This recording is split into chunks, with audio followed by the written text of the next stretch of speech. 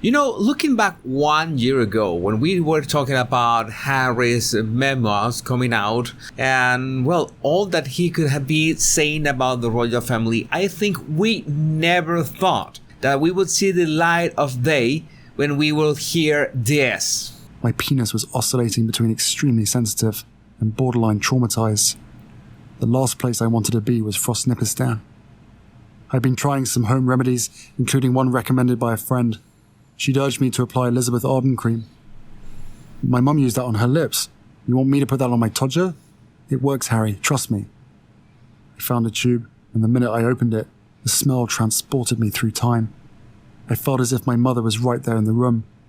Then I took a smidge and applied it down there. We know that recollections may vary, but, talking about his parts and that cream that was going to save him from Frostnipistan, and that cream was the same cream that Diana applied to her lips, and he remembered her when he was applying that to his todger. This is too much. Now, the science behind that is sound. The amygdala is a marvel of our physiology because the sense of smell is directly connected to our memories.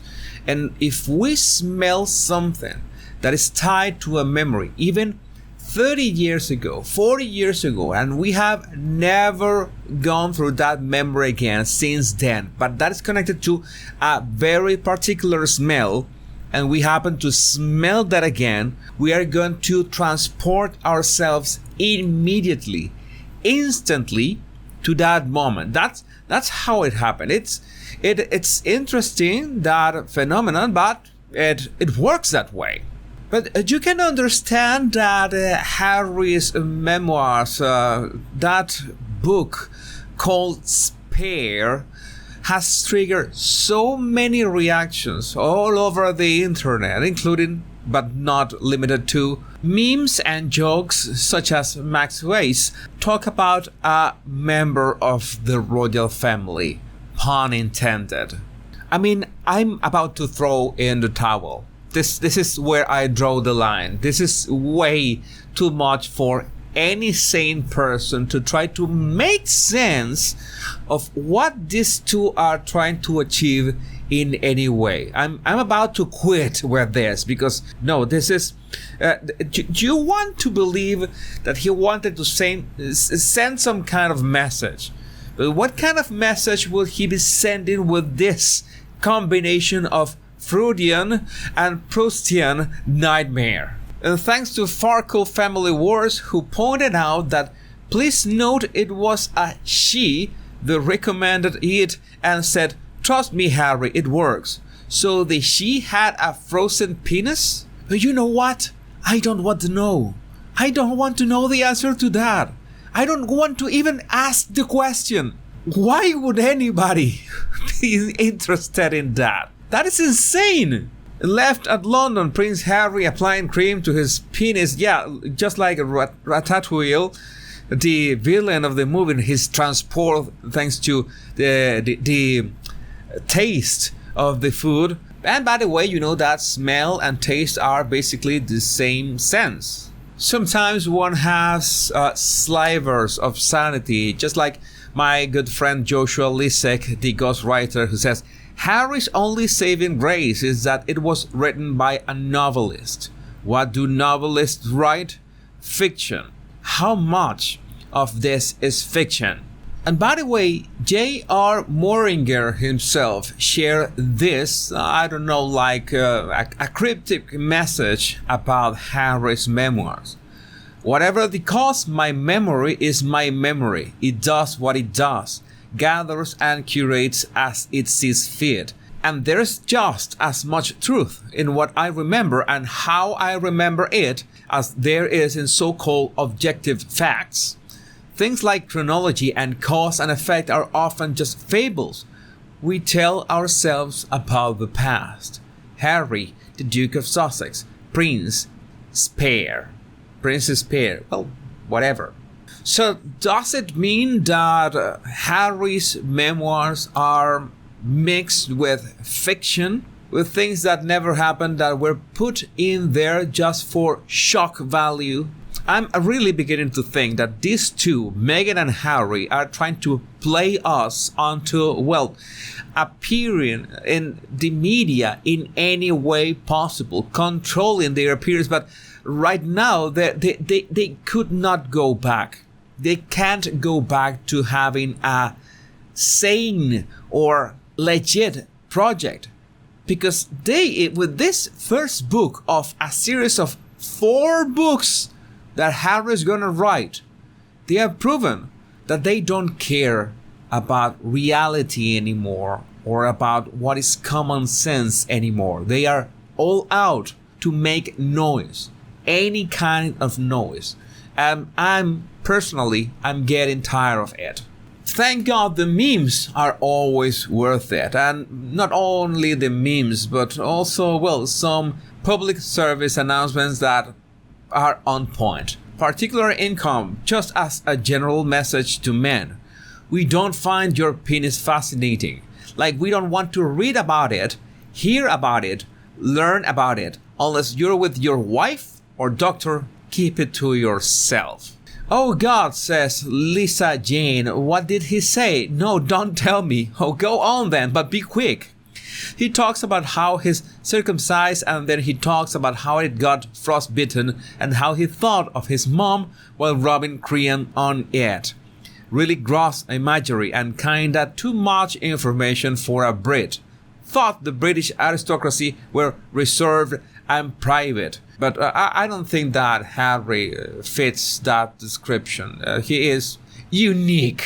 And videos like this are a sound message straight at the Montecito morons. Bro, Prince Harry, Meghan, I'm on your side, bro. I'm on your side only. Just, please, you don't have to tell us everything. I'm so sick. I just read a story where he took shrooms at Courtney Cox's house and thought her toilet was talking to him.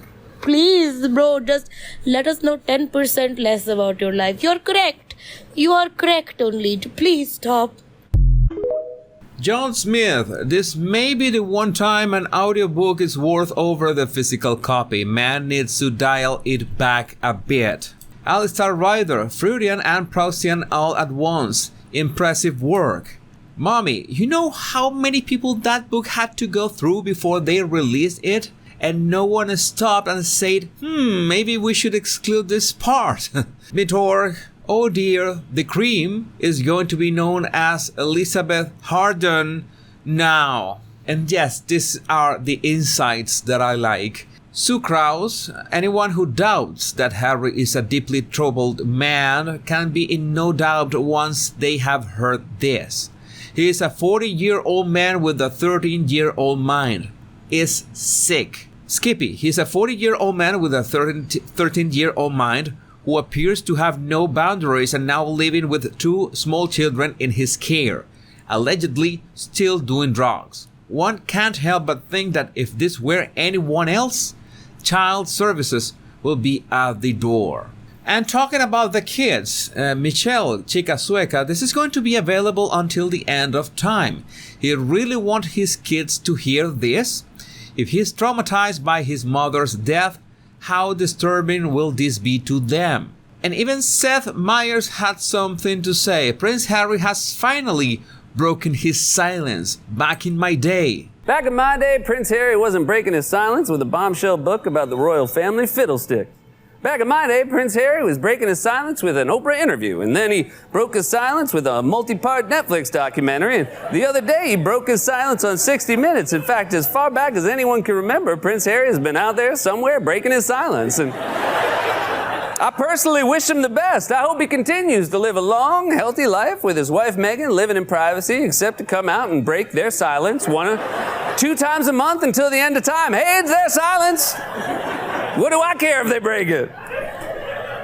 This has gotten out of hand in such a way that I've seen things on Twitter, and at first sight, I don't know if we are talking about the real book or satire. For example, Kunli Drukpa, toxic culture of privilege at Palace. Late Queen, this is one of the, the revelations on Harry's spare. Toxic culture of privilege at Palace. Late Queen sniffed Meghan up and down like a dog on first meeting her. Harry calls out royal sense of entitlement. In one bizarre incident on first meeting Meghan, the late Queen sniffed her at the neck. Nobody around said anything. This, of course, is satire, but for just 1 second, you wonder if this was actually on Harry's book. And when you see the replies to this kind of tweets, you see that at least half the people, for a second, or actually believe that this was in Harry's book, because it's so baffling that you can't tell reality from satire anymore. Like this one, also from Conley Drukpa. Harry began dating Meghan because he thought she was Zoe Saldana, who was starred as Neytiri in James Cameron's hit movie Avatar, who Harry describes watching as really erotic. And this was the tweet. This was the tweet that I, myself, after months of analyzing every single member of the royal family, still fell for it for 5 solid seconds. Camilla would hiss uncontrollably at mention of Diana, goad Harry with tunnel-thin puns. Harry claims the now Queen Consort has an uncontrollable tic where she hisses at the mention of Diana. She often made jokes to Harry about tunnel vision or light at the end of the tunnel. Yeah, it's cruel, but Harry talk about effing frostbitten penis cream. I want to finish this video with a high note with the best meme that I've seen so far about all this. I don't know how to call it anymore. Just watch this. I announced I was marrying Meghan. William actually came to my house and physically attacked me. Oh, Kate, when I get to his house, I swear I'm going to fucking stick the nut on him. I swear I'm not even joking. Who does he think he is? Ginger little peasant. I'm glad he's left the royal family. He was never my brother. Oh my god, babe. It's fucking William. No way. Right, let's fucking have it. He looks fucking pissed. Oh my god. Oh my god, he's so angry. Oh, save it! You ginger embarrassment. Where's the yank? I bet she's listening to NWA in the sit room, I guess. Fucking peasant, brother! Peasant! Somewhere we can talk. Hi, William. Shut up, Good you to- dirty yank. Why? Piss William. off. Where can we talk? William, put me down. Put me down, you fool! My body language buddies, I would like to know your opinion. Do you think it's worth it keep talking about these people if they are only going to fool us again and again? I'm really getting fed out of this. But I would like to know what do you think about this in the comments of this video. My name is Jesus Enrique Rosas. I'm the body language guy, and until we meet on another video or another live, remember the 2 most important words: much love and bliss.